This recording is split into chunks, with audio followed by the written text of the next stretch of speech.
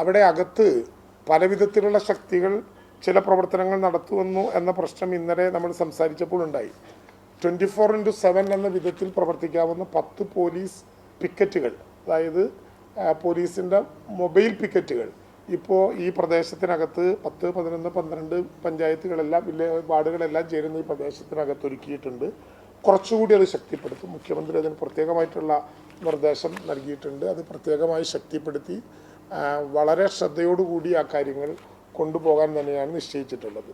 ഇന്ന് ക്യാമ്പിൽ നിന്ന് ഉയർന്നു വന്ന, ഒറ്റപ്പെട്ടതെങ്കിലും ഉയർന്നു വന്ന ഒരഭിപ്രായം, ഈ പ്രയാസകരമായ സാഹചര്യത്തിനകത്ത് ചില സ്വകാര്യ ധനകാര്യ സ്ഥാപനങ്ങൾ ആ സ്ഥിതിവിശേഷത്തിൽ പെട്ടിരിക്കുന്നവരുടെ കുടിശ്ശികയെ സംബന്ധിച്ച് അന്വേഷിച്ച ആളുകളെ വിളിക്കുന്നു എന്ന ഒരു പരാതി ഒറ്റപ്പെട്ടതാണെങ്കിലും നമുക്ക് ലഭ്യമായി.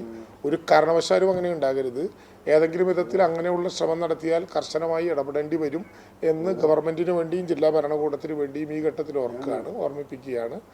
നമ്മുടെ റേഷൻ കടകളിലൂടെ അവരുടെ റേഷൻ ഇപ്പോൾ വിതരണം ചെയ്യാൻ തുടങ്ങുന്ന ഒരു സമയമാണ്. 2 മാസക്കാലം ഈ 2 റേഷൻ കടകളെ കേന്ദ്രീകരിച്ചുകൊണ്ടുള്ള സൗജന്യമായിട്ടുള്ള വിതരണം നടത്തും. ക്യാമ്പുകളിൽ കഴിയുന്ന ആളുകൾ എപ്പോഴാണോ സാധാരണ നിലയിൽ തിരിച്ചു പോകാൻ പറ്റുന്നത് അപ്പോൾ ഈ സംവിധാനങ്ങൾ പൂർണ്ണമായും ലഭ്യമാകുന്ന റേഷൻ ഉൽപ്പന്നങ്ങൾ പൂർണ്ണമായും അവർക്ക് കൊടുക്കാൻ കഴിയുന്ന വിധത്തിലും ആ പ്രവർത്തനങ്ങൾ മുന്നോട്ട് കൊണ്ടുപോകും. ഇന്ന് ആവിഷ്കരിച്ച അതേ സിസ്റ്റം തന്നെ നാളെയും പോകണം എന്നാണ് നമ്മൾ ആഗ്രഹിക്കുന്നത്. ഇന്ന് നമ്മളിങ്ങനെ കൃത്യമായി സിസ്റ്റം വെച്ചപ്പോൾ 1000-ക്കാൾ കൂടുതൽ ആളുകൾ രാവിലെ സന്നദ്ധ പ്രവർത്തകരായിട്ട് എത്തിച്ചേർന്നില്ല. അവർ സ്മൂത്തായി കടന്നു. അവർക്ക് ഭക്ഷണം കൊടുക്കാനുള്ള സംവിധാനവും ഉണ്ടായി. രാവിലെ 9 മണി വരെ നമുക്ക് രജിസ്റ്റർ ചെയ്ത ആളുകളെ അകത്തേക്ക് കടത്തിവിടാൻ പറ്റും. അങ്ങനെ കടത്തിവിടുന്ന ആളുകൾക്ക് ഒരു പ്രയാസവുമില്ലാത്ത വിധത്തിൽ കാര്യങ്ങൾ മുന്നോട്ട് കൊണ്ടുപോകാൻ പറ്റും. പുറത്തെത്തിച്ചേരുന്ന ആളുകൾക്ക് ആവശ്യമായിട്ടുള്ള ഭക്ഷണം കൊടുക്കാനായിട്ട് 3-4 വാഹനങ്ങൾ തന്നെ നമ്മൾ ക്രമീകരിച്ചിട്ടുണ്ട്. അതിന് പുറമെ സന്മനസ്സുള്ള സന്നദ്ധ പ്രവർത്തകർ കൊടുക്കുന്ന ഭക്ഷണവും ബെയിലി പാലത്തിന് പുറത്തു കൊടുക്കുന്നതിൽ വിരോധമില്ല എന്ന നിലപാട് വീണ്ടും ആവർത്തിക്കുന്നു. ഇപ്പോൾ കുറെ കൂടി പ്ലാൻഡായി മാധ്യമ സുഹൃത്തുക്കളുടെ എല്ലാ സഹായത്തോടെ വളരെ കൃത്യമായി ഈ പ്രവർത്തനങ്ങൾ മുന്നോട്ട് പോകാൻ വേണ്ടി കഴിയുന്നുണ്ട്. ഈ ലോകമാതൃക നമുക്ക് മുന്നോട്ട് കൊണ്ടുപോകാൻ പറ്റണം. ഇന്ദ്രപാലിൻ്റെ നേതൃത്വത്തിലുള്ള റഡാറുകൾ ചില മേഖലകൾ ഐഡൻറ്റിഫൈ ചെയ്യുന്നുണ്ട്. വലിയ റിക്കവറികളൊന്നും ഉണ്ടായിട്ടില്ലെങ്കിലും അത് ഐഡൻറ്റിഫൈ ചെയ്യുന്ന സ്ഥലത്ത് ഏതെങ്കിലും ഒരു ഒബ്ജക്റ്റ് ഉണ്ട് എന്നുള്ളതൊരു യാഥാർത്ഥ്യമാണ്. 2 എണ്ണം നമ്മൾ കവർ ചെയ്തെടുത്തപ്പോൾ ഏതാണ്ട് അതേ വലിപ്പത്തിലുള്ള 2 ഒബ്ജക്റ്റുകളായിരുന്നു, മനുഷ്യ ശരീരങ്ങളല്ല എന്ന് മാത്രമേ ഉള്ളൂ. ആ പ്രവർത്തനങ്ങളും നന്നായി പുരോഗമിച്ച് മുന്നോട്ട് പോകുന്നുണ്ട്. ഈ കാര്യങ്ങളാണ് ഈ ഘട്ടത്തിൽ ഇപ്പോൾ പറയാനുള്ള കാര്യം. ക്യാമ്പുകളിൽ ഉള്ള ആളുകളുടെ എണ്ണം വളരെ കൃത്യതയോടുകൂടി ഇവിടെ നേരത്തെ സൂചിപ്പിച്ചിട്ടുണ്ട്. 16 ക്യാമ്പുകൾ ഇപ്പോഴും ഈ ചൂരൽമല പ്രദേശങ്ങളിൽ തുടരുകയാണ്. 720 ഫാമിലികളിലായി 2514 പേർ.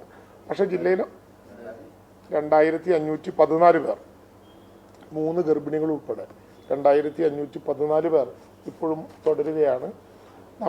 പക്ഷേ ജില്ലയുടെ മറ്റ് സ്ഥലങ്ങളിൽ നടക്കുന്ന ക്യാമ്പുകളുടെ എണ്ണം ഒന്ന് കുറഞ്ഞിട്ടുണ്ട്. മഴ മാറിയതോടുകൂടി ആളുകൾ ക്യാമ്പിലേക്ക് വരുന്നുണ്ട്. ആകെ ക്യാമ്പുകളുടെ എണ്ണം 41. മൊത്തം ജില്ലയിൽ ഇതല്ലാത്ത മറ്റ് ക്യാമ്പുകൾ പകുതിയോളം എണ്ണം കുറയുകയും ചെയ്തിട്ടുണ്ട്. 91-ൽ നിന്ന് 41-ലേക്കായി, 9000-ൽ നിന്ന് 4551-ലേക്കായി. പക്ഷേ ചൂരൽമലയിലെ വിശേഷമായിട്ടുള്ള പ്രത്യേകതകൾ വെച്ചുകൊണ്ട് ക്യാമ്പിൻ്റെ എണ്ണം ഒന്നും കൂടിയതല്ലാതെ ഒന്നും കുറഞ്ഞിട്ടില്ല. 2514 അംഗങ്ങളുമായി ക്യാമ്പ് മുന്നോട്ട് പോവുകയും ചെയ്യുകയാണ്.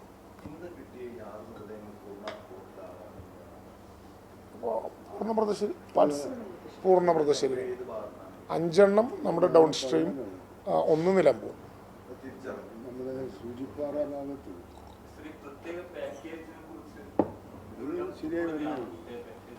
ഏതാ പുനരധിവാസത്തിൻ്റെ പാക്കേജ് തുടർന്നുള്ള ദിവസങ്ങളിൽ നമ്മൾ തീരുമാനിക്കാൻ പോകുന്നതേ ഉള്ളൂ.